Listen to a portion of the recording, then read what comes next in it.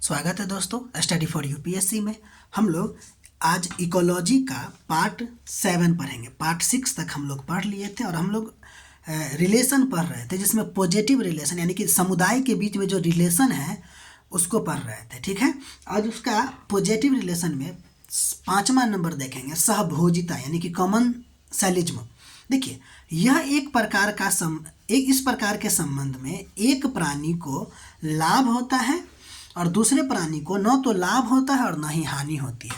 इस तरह के रिलेशन को सहभोजिता कहते हैं, कॉमन सेलिज्म कहते हैं। उदाहरण के लिए इपीफाइटस प्लांट यानी अधिपादप, जैसे आर्किड हो गया, फर्न हो गया, ये सब आपको किसी बड़े बड़े पेड़ का सहारा लेके ऊपर बढ़ते हैं, तो इस तरह के प्लांट को इपीफाइटस कहते हैं। और इससे ना इसको तो लाभ होता है ऑर्किड को, लेकिन किसी अन्य को हानि नहीं होता। बर्नाकल्स जो कि वेल पे होता है, ये भी आपका एक प्रकार का इस तरह का उदाहरण है। रोमा फिश जो कि शार्क के से चिपक के उसके साथ जाता रहता है और वो जहाँ कहीं भी भोजन खाता है तो उसका जो छोटा मतलब कि भोजन खाने के तो बहुत बड़ा पार्ट सीधा शार्क मुंह में ले लेता है ना, उसका जो छोटा छोटा पार्ट है उसको ये खाता रहता है।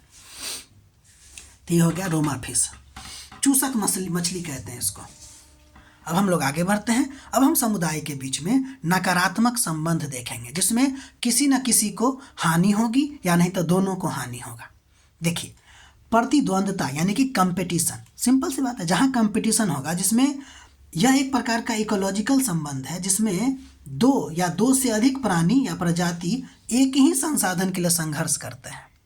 ठीक है, दो या दो से अधिक प्रजाति या प्राणी जो है एक ही संसाधन के लिए क्या करते हैं, संघर्ष करते हैं। अब इस कंपटीशन में क्या होगा, दोनों को हानि की संभावना होगी।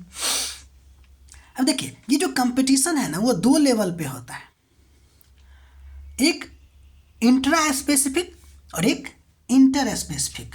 ठीक है, यानी एक ही प्रजाति के भीतर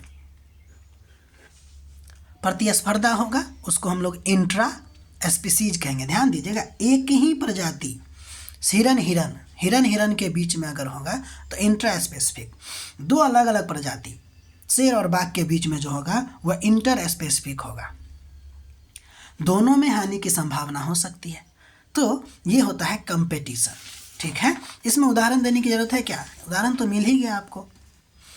अब हम बात करते हैं परभक्षता यानी कि प्रीडेटेशन। देखिए, इस प्रकार के संबंध में एक प्राणी जो कि प्रीडेटर होता है, जो खाने वाला होता है, दूसरा प्राणी जिसको प्रे कहते हैं खाकर जीवित रहता है। तो जो प्रीडेटर होता है उसको लाभ होता है और जो प्रे होता है यानी कि दूसरा प्राणी जो शिकार होता है ना उसको हानि होती है, यानी एक को लाभ दूसरे को हानि।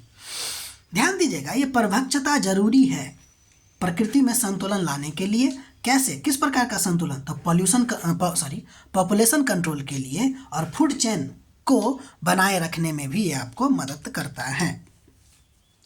अगला नंबर है निगेटिव संबंध, इसको बोलते हैं परजीविता यानी कि पैरासाइटिज्म।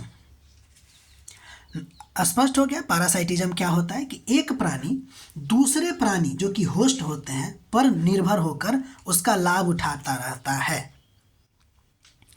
ठीक, यानी कि एक प्राणी है, दूसरे प्राणी पर क्या है, वो जीवित रहता है, उसको हम लोग क्या कहते हैं, परभक्षता यानी परजीविता कहते हैं, यानी कि पैरासाइटिज्म कहते हैं। इसमें होता ये है कि एक को लाभ होता है और दूसरा को हानि होती है।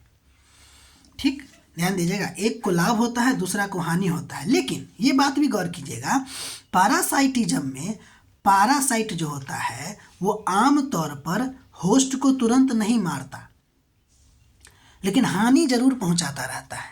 आमतौर पर ये तुरंत नहीं मारता है, यानी कि सिंपल बात कहें कि मतलब संयोगवश ही वो पैरासाइट जो होता है वो अपने होस्ट को मारता है।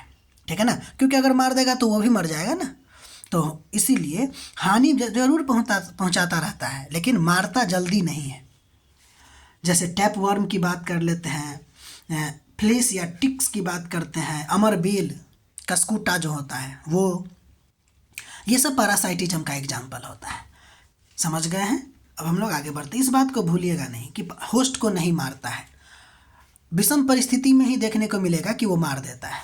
ठीक, आगे कुछ नोट है। एक, हम लोग पढ़ते हैं ब्रूड पैरासाइटिज्म के बारे में। ये एक प्रकार का विशेष परजीवी संबंध होता है जिसमें प्रजाति अपने अंडे को या अंडों को दूसरी प्रजाति के घोंसले में रख देता है ताकि प्रजाति उसका पालन पोषण करे। ठीक है, ये भोजन के लिए नहीं होता है, ये अंडा सेने का रिलेशन होता है, अंडा को पालन पोषण कर सके इसका रिलेशन होता है। उदाहरण के लिए कुक्कू बर्ड और एक काउ बर्ड भी होता है, ये सब ब्रूड पैरासिटिज्म का काम करता है। जैसे देखिए नोट की बात करते हैं, ये जो ब्रूड पैरासाइटिज्म जो होता है ना, एक बिहेवियरल पैरासाइटिज्म होता है, व्यवहार पर आधारित पैरासिटिज्म होता है जिसमें सिर्फ पालन पोषण पर आधारित परजीवी रणनीति होता है। ठीक है, सिर्फ पालन पोषण करने के लिए, जिंदगी भर के लिए नहीं, पालन पोषण के लिए। ठीक, उम्मीद है ब्रूड पैरासाइटिज्म आप समझ गए होंगे। अगला नंबर हम लोग देखने जा रहे हैं अमेंसेलिज्म, असहभोजिता इसको कहते हैं हिंदी में, कि यह एक प्रकार का संबंध होता है जिसमें एक प्राणी को हानि होता है और दूसरा कोई प्रभाव ही नहीं पड़ता। एक प्राणी को हानि होती है लेकिन दूसरा को कोई प्रभाव नहीं पड़ता। इसका उदाहरण है आपको पेंसिलियम फंगस, ये जो है एंटीबायोसिस। ठीक है ना, ये जो फंगस होता है वो क्या करता है, दूसरे प्राणी को हानि पहुंचा देता है लेकिन किसी और को नहीं, जिस पे टारगेट किया गया है। मतलब समझे ना, एंटीबायोटिक जो हम लोग खाते हैं तो वो एक दवाई होगा, वो दवाई जो है हमारे पूरे शरीर को थोड़ी इफेक्ट करता है, उसी को इफेक्ट करता है जितना उसको किसी को मारना है। ठीक है, बैक्टीरिया सबको, बाकी और किसी को तो नहीं करता। तो ये उसमें होता है कि एक प्राणी को हानि होती है, दूसरा को कोई प्रभाव ही नहीं पड़ता, उससे हम लोग को क्या प्रभाव पड़ेगा, कुछ नहीं। उसी तरह एलिलोपैथी इन प्लांट, एक गाजर घास होता है, कार्पेथियन बोलते हैं इसको, या कांग्रेस घास भी कहते हैं। ये सब जो होता है ना, ये क्या करता है, अपने आसपास के पौधे पे एक विशेष प्रकार का रसायन डाल देता है। उस रसायन की वजह से क्या होता है कि जो हमारे लिए उपयोगी पौधा है उसको नुकसान ही पहुंचता है, इसको नहीं पहुंचता नुकसान। तो वो होता है एलिलोपैथी इन प्लांट।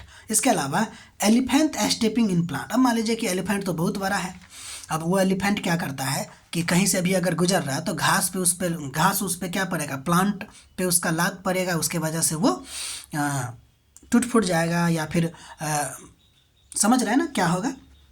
तो ये है आपका एक प्रकार का एमेंसेलिज्म रिलेशन है। ठीक है, हम लोग आगे बढ़ते हैं। अगला नंबर जो इम्पोर्टेंट टॉपिक है जो हम लोग को पढ़ना है वो है इकोटोन, जिसको संक्रमिका कहते हैं। ठीक है, ध्यान दीजिए, वह क्षेत्र जहां दो अलग अलग पारिस्थितिक तंत्र एक दूसरे से मिलती है, इसका सिंपल परिभाषा। इकोटोन क्या है, तो एक दो अलग अलग, वह क्षेत्र जहां पे दो अलग अलग पारिस्थितिक तंत्र एक दूसरे से मिलता है। जैसे एक पारिस्थितिक तंत्र ए है, दूसरा बी है, तो उसके बीच का जो क्षेत्र होगा वही आपका क्या कहलाएगा, इकोटोन कहलाएगा। आप ऐसे समझ सकते हैं कि आप एक शहर में हैं, शहर से जा रहे हैं गांव की तरफ, तो क्या आपको तुरंत गांव दिख जाएगा, या शहर से धीरे धीरे बढ़िएगा तो आपको कुछ ऐसे क्षेत्र भी मिलेंगे जिसको अर्ध शहर कहते हैं। तो ये न तो पूरी तरह से शहर है, ना ही पूरी तरह से गांव है, ये इकोटोन है। समझ गए ना, इकोटोन। यानी इकोटोन जो होता है वो दो इकोसिस्टम का मिलन स्थान होता है, जैसे जंगल और घास, समुद्र का किनारा और नदी का किनारा। ठीक है, इसकी कुछ विशेषता ये है कि यहाँ पे ना हाई बायोडाइवर्सिटी होता है, क्योंकि यहाँ पे दोनों इकोसिस्टम की प्रजाति पाई जाती है, साथ साथ पाई जाती है। यह एक प्रकार का ट्रांजिशन जोन होता है, वो हम आपको बोले भी हैं कि एक क्षेत्र धीरे धीरे दूसरे क्षेत्र में बदलता है।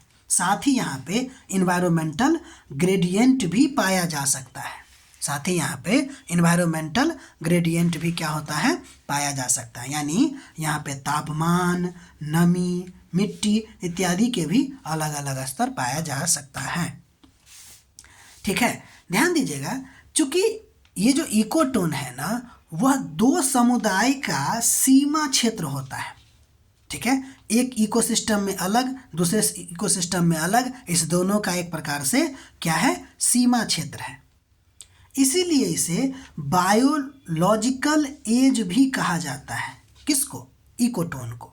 यानी कि इकोटोन में क्या होता है कि समुदाय का एक सीमा क्षेत्र होता है जिसको बायोलॉजिकल एज भी कहा जाता है। तो ये जो बायोलॉजिकल एज है वो हम इकोटोन के साथ ही पढ़ते हैं।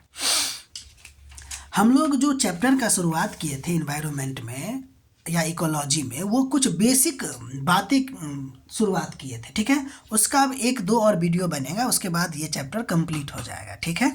तब तक के लिए आप लोग अपना पढ़ाई करते रहिए, नोट बनाते रहिए। अच्छा लगे तो लाइक कीजिए, सब्सक्राइब कीजिए। मिलते हैं हम लोग अगले वीडियो में।